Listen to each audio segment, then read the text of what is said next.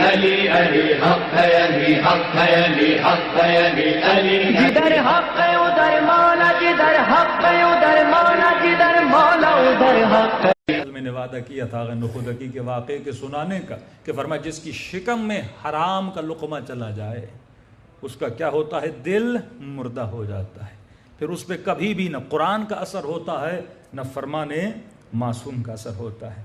اور لوگوں کو وہ مجلسیں کیوں اچھی لگتی ہیں؟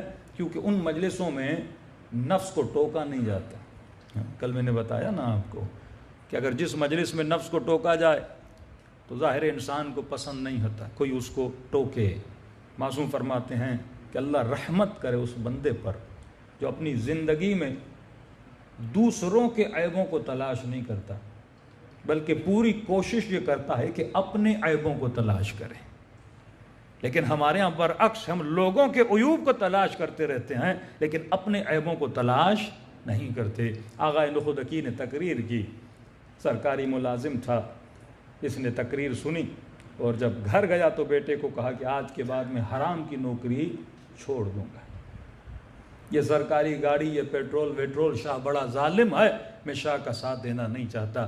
بیٹا پریشان ہوا کہ اتنی نعمتوں میں رہ رہے ہیں اور باپ ایک مولوی کے کہنے پہ سب کو چھوڑنے کے لیے تیار ہو گیا، اتنا بڑا گھر، اتنا بڑا بنگلہ، یہ گاڑیاں، سب کچھ چھوڑ دوں گا، سب کچھ چھوڑ دوں گا، یہ حرام کی کمائی ہے میرے لال، میں جاؤں گا حلال کماؤں گا۔ بیٹا غصے میں آیا، اس نے پسٹل اٹھائی اور مسجد میں آ گیا جہاں پہ آغا نخودکی نماز پڑھاتے تھے۔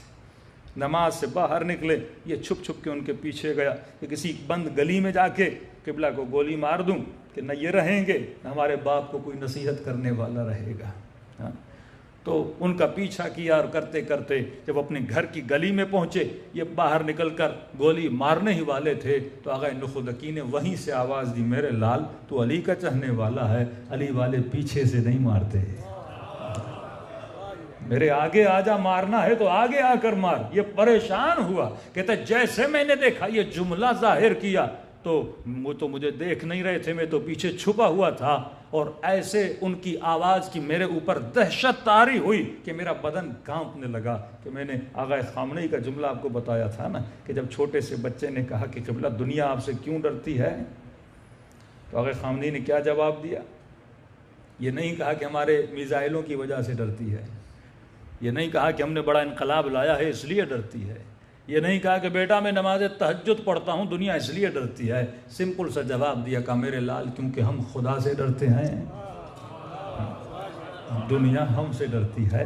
جب آپ کے وجود میں خوف خدا ہوتا ہے، خدا آپ کا خوف لوگوں کے دلوں میں ڈال دیتا ہے۔ کیوں بڑے بڑے عرفاء کے وجود میں اللہ نے ہیبت ڈالی تھی کہ لوگ بات کرنے سے گھبراتے تھے، حالانکہ کچھ بھی نہیں تھا لیکن لوگوں کے وجود میں ان کا رعب و وحشت تھا۔ خمینی صاحب کو جب لوگ دیکھنے جاتے تھے تو آنکھوں سے آنسو بہتے رہتے تھے، آغا بہجت کو دیکھنے جاتے تھے ایک عجیب سی ان کے وجود میں کشش اور ہیبت ہوتی تھی۔ یا آغا نخودکی نے دو جملے کہے، یہ جوان کہتا میرے وجود میں عجیب سی ہیبت طاری ہو گئی اور میرے ہاتھ سے وہ پسٹل زمین پہ گر گئی۔ آغا نخودکی نے مجھے مڑ کے دیکھا اور بڑے نوازش اور پیار کے انداز میں اپنا ہاتھ میرے چہرے پر پھیرا، کہا علی کا چاہنے والا ہے، حسین کا چاہنے والا ہے، تو مومن خدا کا بیٹا ہے، یہ بتا کتنی محبت کرتا ہے اپنے مولا علی سے۔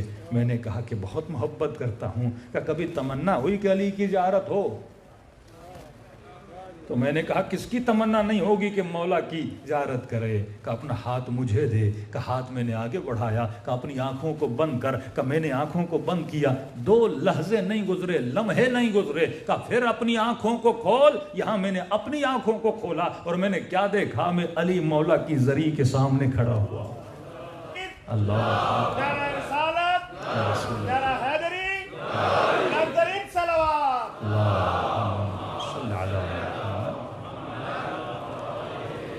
جب انسان خود کو اتنا طاہر بنا لے اتنا پاک بنا لے وہ صاحب کرامت بن جاتا ہے. جب اس کا دل محبت خدا سے سرشار ہو جاتا ہے وہ اس طرح کرامتوں کا مظاہرہ کرتا ہے کہ جیسے آنکھیں کھولی مولا علی کے حرم کے سامنے تھا. آغا نخودکی نے مختصر زیارت پڑھی کہ بیٹا حسین سے محبت کرتا ہے. میں نے کہا کیوں نہیں کرتا؟ کہ آنکھوں کو بند کر. آنکھوں کو بند کیا، پھر جب آنکھوں کو کھولا تو میں نے کیا دیکھا؟ میں حرم امام حسین کے سامنے کھڑا ہوا ہوں. پھر کہا کہ نبی سے محبت کرتا ہے. میں نے کہا کیوں نہیں کرتا؟ پھر کہا آنکھوں کو بند کر. میں نے آنکھوں کو بند کیا. پھر جب آنکھیں کھلی تو کیا دیکھا؟ مدینۃ الرسول کے سامنے ہوں. جنت البقیع کی زیارت کی. پھر آنکھوں کو بند کیا. جب کھولا تو کیا دیکھا؟ جس گلی میں کھڑا تھا وہیں پر کھڑا تھا.